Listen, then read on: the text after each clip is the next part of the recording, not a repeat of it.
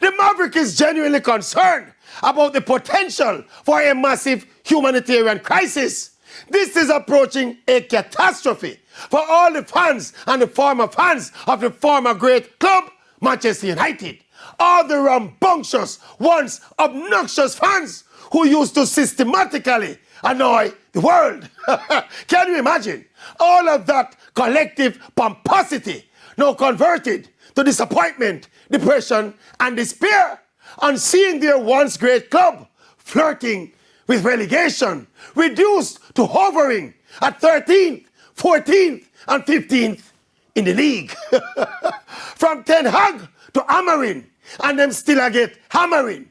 And to add to their substantial misery, when the angry Manchester United mob conjure up the strength and the courage to look up on the top of the table, what do they see? What they see?